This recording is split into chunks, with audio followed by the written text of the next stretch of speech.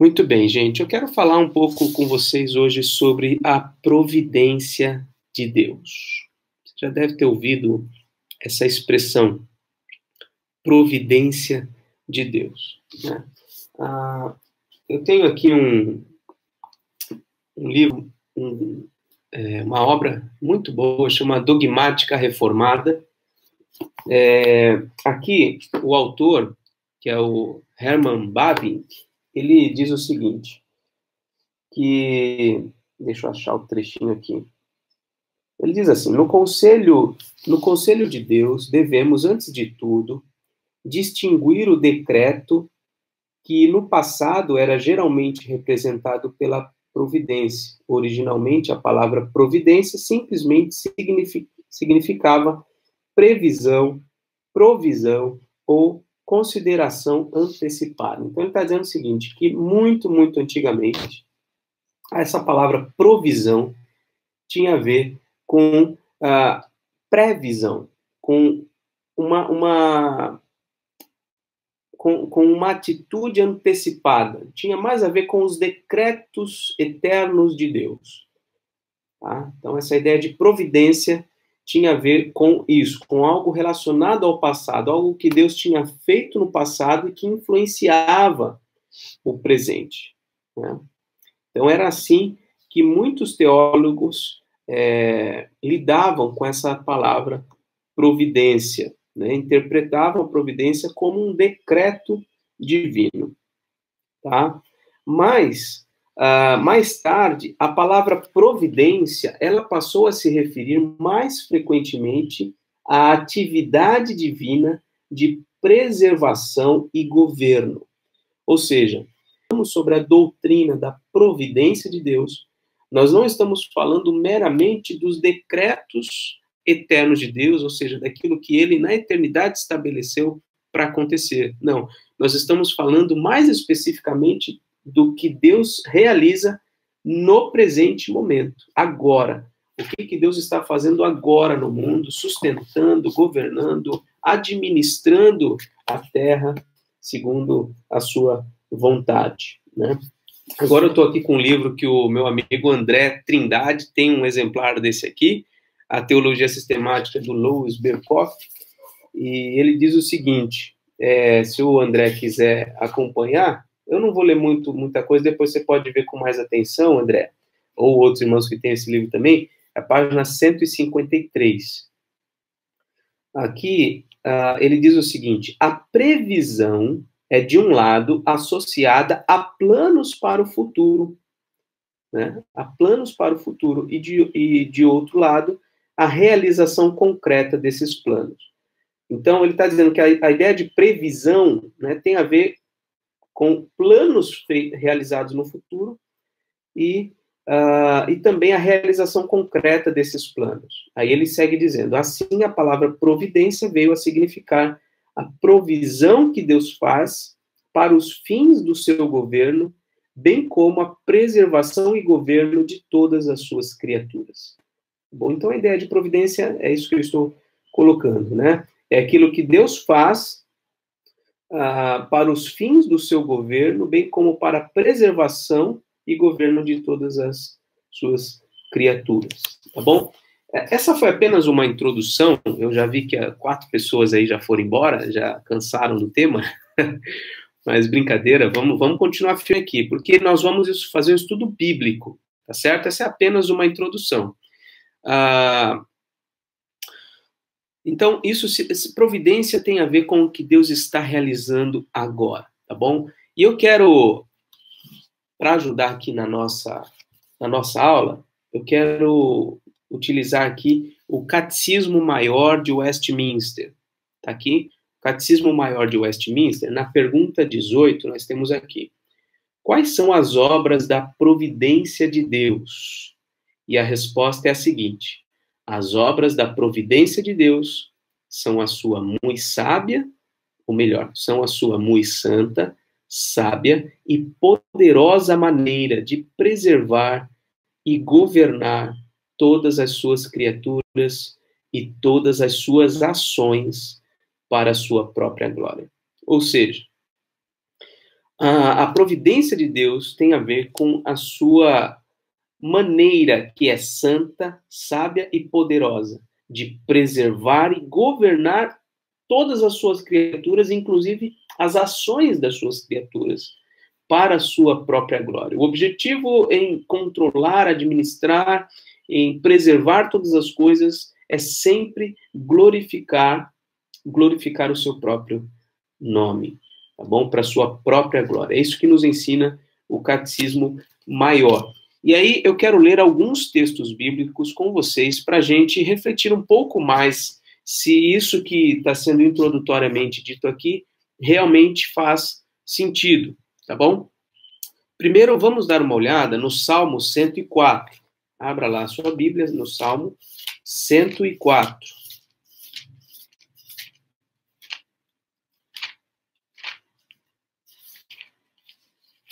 Dar uma olhadinha no versículo 24 e vamos ler até o versículo 30. Salmo 104, 24. Olha só. Que variedade, Senhor, nas tuas obras.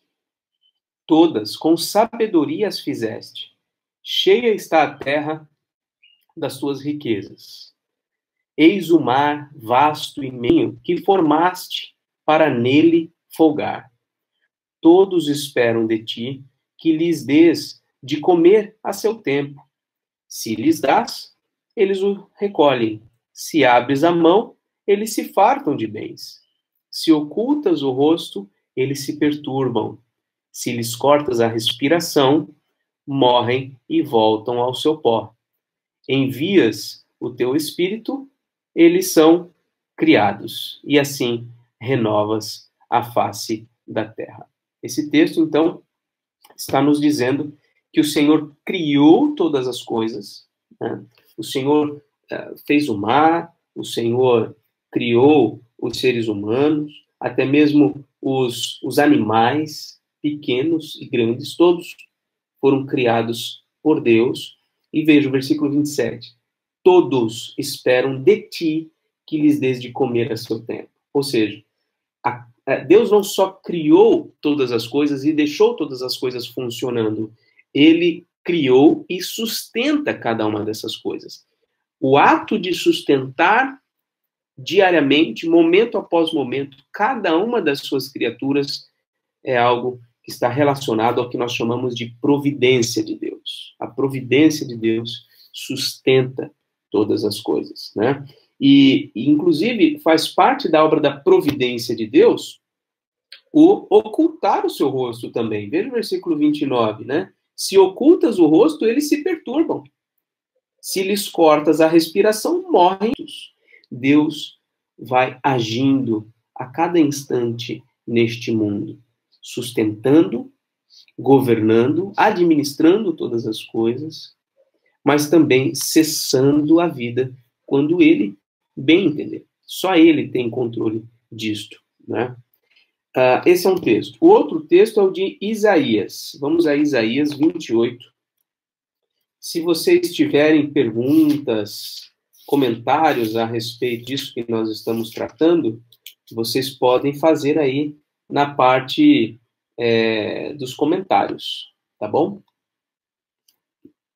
Isaías 28, 23 a 29, a gente vai ler, tá bom? Eu estou vendo aqui que a Regiane comentou, aqui travou, não ouvi esse trecho. Regiane, fica tranquila, tá? Assim que essa transmissão encerrar, esse vídeo vai estar disponível na íntegra para todo mundo assistir de novo, se quiser, lá no YouTube, tá bom? Então, fique tranquilo. Isaías 28, versículo 23 em diante, diz assim, inclinai os ouvidos e ouvi a minha voz, atendei bem e ouvi o meu discurso. Porventura, lavra todo dia o lavrador para semear? Ou todo dia sulca a sua terra e a esterroa? Porventura, quando já tem nivelado a superfície, não lhe espalha o endro, não semeia o cominho, não lança nela o trigo em leiras, ou cevada no devido lugar, ou a espelta na margem? pois o seu Deus assim o instrui devidamente e o ensina. O que ele está dizendo até aqui é o seguinte: na agricultura, por exemplo, o agricultor ele não faz a mesma coisa todo dia. Ele não lavra todo dia, ele não suca a terra todo dia. Cada dia ele sabe exatamente o que deve fazer para que a sua semeadura, né, tenha um resultado, tenha o resultado esperado. O versículo 25 coloca alguns passos, né? Ele nivela a superfície, espalha o endro, está presente no mundo para ensinar os homens como lidar com a terra, como lidar com as coisas que existem. Combater esse vírus, o coronavírus, a capacidade humana para chegar a estas coisas é uma capacidade vinda do próprio Deus. É a graça de Deus operando na vida de pessoas para que a terra seja beneficiada, para que as pessoas, os seres humanos, sejam beneficiados. Então, ao mesmo tempo em que nós sabemos que Deus exerce o seu juízo sobre a terra, sabemos também que ele, na mesma providência, ele também abençoa a vida das pessoas para que elas possam encontrar maneiras de superar problemas, né? De conseguir dar seguimento às atividades que precisam continuar. Né? O versículo 27 diz: porque o endro não se trilha com instrumento de trilhar, nem o cominho se passa, nem sobre o cominho se passa.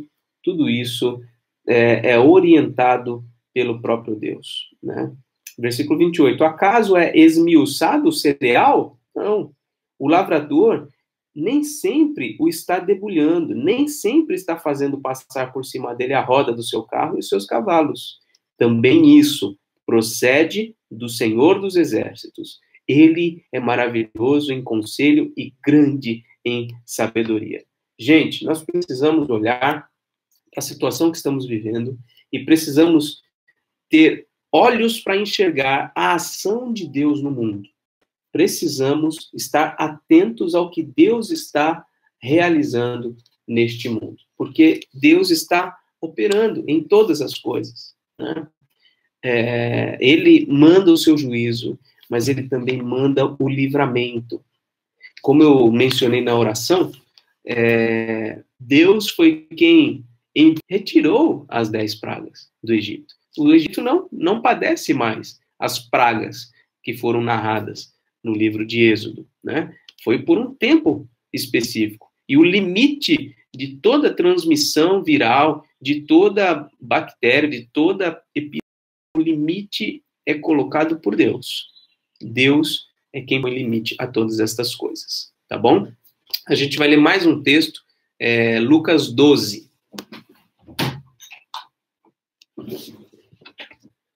Lucas 12, agora versículos 4 a 7. Inclusive, eu escrevi um texto sobre esse trechinho aqui de Lucas 12, versículos 4 a 7. Tá? Esse texto está no boletim. Eu vou mandar, logo que terminar essa aula, eu vou mandar pelo WhatsApp o boletim de hoje, tá bom? Quem não receber e quiser, me pede depois que eu mando. Então, Lucas 12, versículos 4 a 7.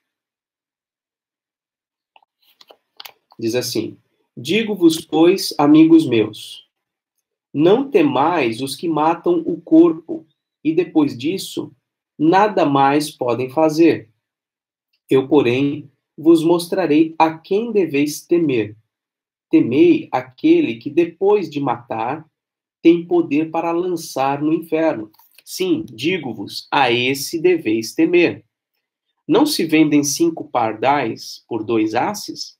Entretanto, nenhum deles está em esquecimento diante de Deus. Até os cabelos da vossa cabeça estão todos contados. Não temais, bem mais valeis do que muitos pardais. Gente, esse texto é maravilhoso. Olha só. Versículo 4 e 5 está dizendo, Jesus está instruindo os seus discípulos a não terem medo de ninguém, não terem medo dos homens, do que os homens podem fazer, da perseguição que eles podem passar no inferno. Isso só Deus pode fazer. Então, nós não devemos temer aos homens, ou mesmo ao vírus que pode nos matar.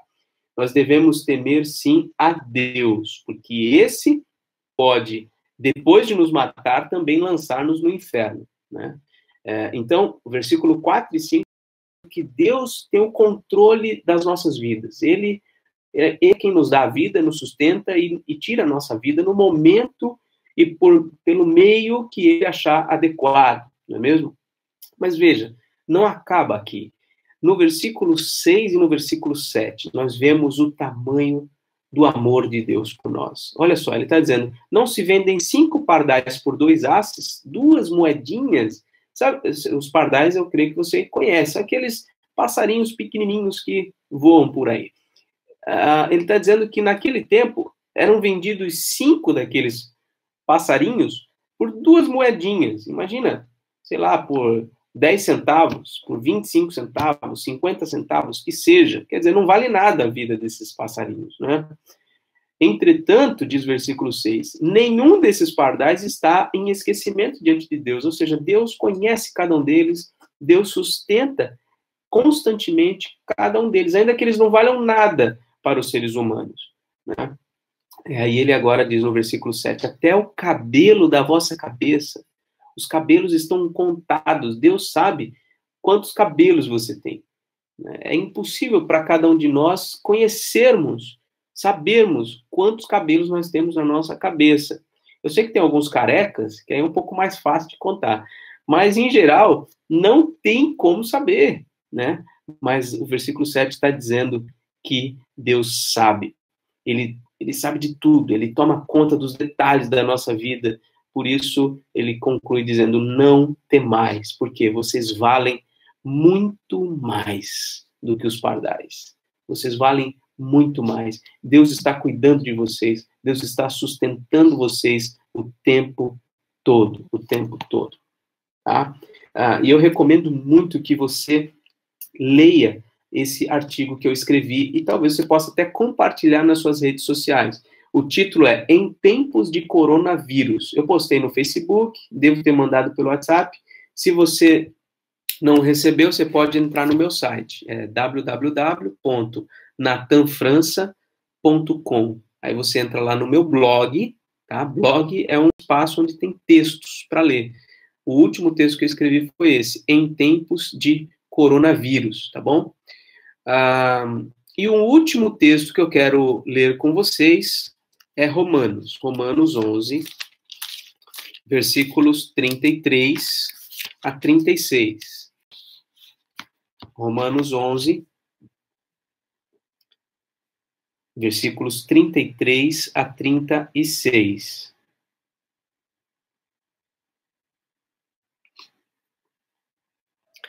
Esse texto diz o seguinte: ó profundidade da riqueza, tanto da sabedoria como do conhecimento de Deus. Quão insondáveis são os seus juízos e quão inescrutáveis os seus caminhos. Quem, pois, conheceu a mente do Senhor? Ou quem foi o seu conselheiro? Ou quem primeiro deu a ele para que lhe venha a ser restituído? Porque dele, por meio dele e para ele são todas as coisas. A ele, pois, a glória eternamente. Olha só, tudo pertence a Deus. Tudo existe e avança e cresce e tem vida por meio dele, por meio de Deus, e para ele todas as coisas existem. A finalidade última de todas as coisas existirem é a glória de Deus. A ele, pois, a glória eternamente. Amém. Então, esses textos todos nos mostram que Deus criou todas as coisas, sustenta todas as coisas, governa, administra, tudo para que o seu nome seja glorificado, tudo para que ele seja glorificado em todas as coisas. Nada foge ao controle de Deus, tá? Então, eu quero encerrar, agora a conclusão mesmo dessa aula, eu quero encerrar lendo com vocês um texto meu também, que é bem curtinho, também está lá no meu blog, natanfrança.com/blog, se você quiser ir direto para essa página. O título é A Providência de Deus, tá bom?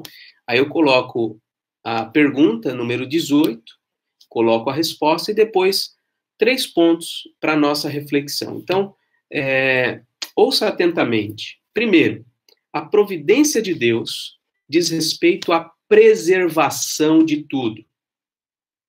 Tá? Então, dentro desse ponto, eu digo o seguinte: Deus não somente criou todas as coisas de maneira santa, sábia e poderosa, como também ele preserva todas as coisas da mesma maneira, de maneira santa, sábia e poderosa. Deus não criou o mundo e deixou as coisas funcionando ao acaso. Ele atua diretamente no universo, sustentando todas as coisas pela palavra do seu poder. Então, quando você pensar em providência de Deus, pense que isso diz respeito à preservação de todas as coisas. Mas há um segundo ponto. A providência de Deus diz respeito ao governo de tudo. Deus não somente criou e não somente preserva todas as coisas de maneira santa, sábia e poderosa, ele também governa todas as coisas da mesma maneira. Deus age no universo com a batuta e o cetro nas mãos. Sabe o que é a batuta? A batuta é aquele instrumento que fica na mão do maestro enquanto ele está regendo um grupo de instrumentos, de vozes e etc. Então, a batuta serve exatamente para marcar o tempo, para marcar o andamento, para dizer o que acontece. Então, Deus age no universo com a batuta nas mãos e também com o cetro nas mãos. O cetro foi um símbolo de autoridade.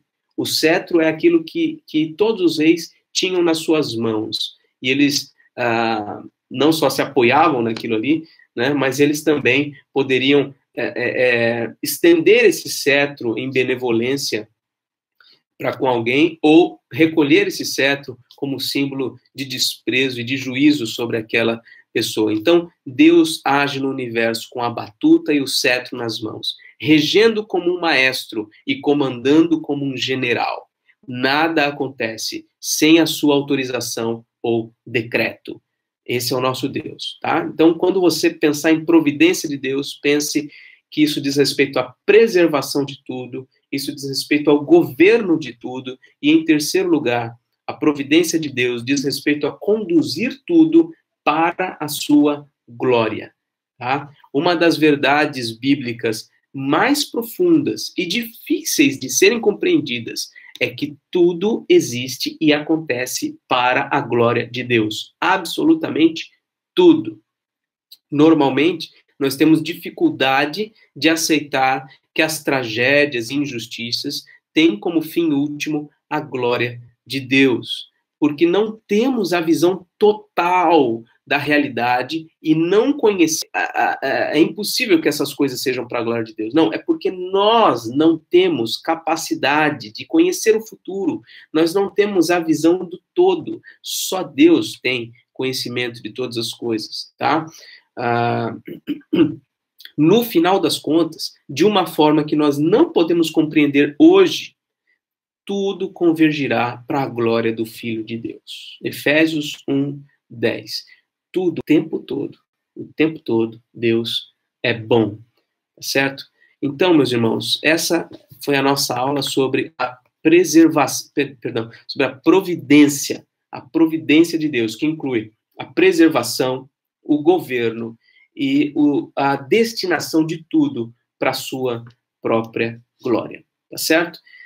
O André fez uma pergunta. Pastor, na sua opinião, como você está vendo a ação de Deus no mundo através do coronavírus? Irmãos, eu penso o seguinte, eu penso que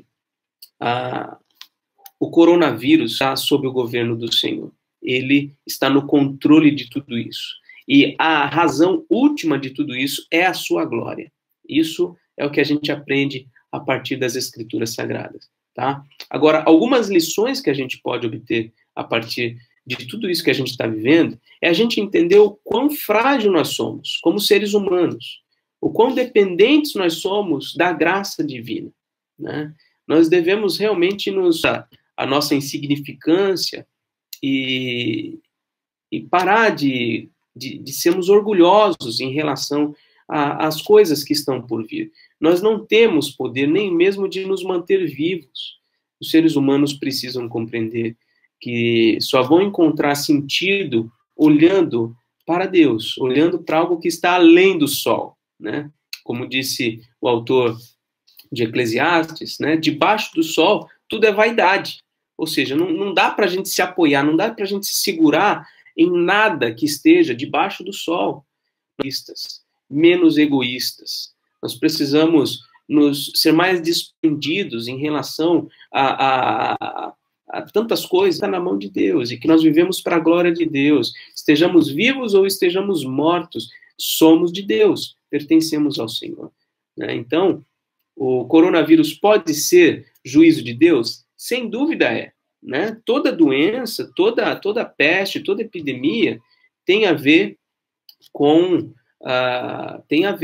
o juízo de Deus, né? A presença do pecado no mundo, a ira de Deus é uma realidade, nós não podemos descartar isso, né? Se nós lermos o livro de Apocalipse, apesar de toda a complexidade e todo o simbolismo inerente ao livro de Apocalipse, nós vemos ali momentos em que são derramadas taças, momentos em que são lançados flagelos sobre a terra. Então, toda a calamidade, né, tudo que acontece é providência de Deus. É Deus quem está realizando, tá? Pode ter responsabilidade humana em tudo isso, sem dúvida tem, sem dúvida, tá? Em toda calamidade tem a responsabilidade humana, tá bom? Mas nós temos que também olhar para além disso, né? E ver Deus agindo no mundo em todas estas coisas, né? O André disse ainda, baseado no seu texto sobre providência, me recordo sobre a história do tapeceiro. Exatamente. Tem aquela música, né, do Stênio Marços, se eu não estou enganado, o Tapeceiro, uma canção lindíssima, né? Nós estamos vendo o tapete do avesso, as coisas estão bem disformes, sem nenhuma lógica naquele desenho. Mas vai chegar o dia em que Deus vai nos mostrar o tapete do lado certo, e a gente vai ter como enxergar o tapete completo, a história completa do que Deus está realizando, tá bom? A Sônia perguntou, pastor, o que está acontecendo faz parte do princípio das dores? Eu creio que desde a primeira vinda de Jesus, nós vivemos os últimos dias. Todos aqueles sinais que ele aponta, eles estiveram e estão presentes ao longo de todos esses anos. Essa não é a primeira epidemia, tá bom? Os rumores de guerras não são os primeiros. Enfim, todas estas coisas acontecem desde sempre, tá bom, gente? Então, por um lado, nós temos que entender que é algo normal, pertinente aos últimos dias, e por outro lado, a gente pode entender, eu creio que realmente se aproxima. Essa é a perspectiva que Deus quis nos dar na sua palavra, de que a qualquer momento ele pode vir. Então, realmente se aproxima. Cada dia que passa, se aproxima mais do último grande dia, né? Agora, se isso vai acontecer amanhã ou depois, ou se daqui 1000 anos, eu não sei. Porque 1000 anos para o Senhor, com o nome do meu pai... todos os irmãos, bom dia, Deus abençoe pastor e família, obrigado. É isso, meus queridos irmãos, amigos,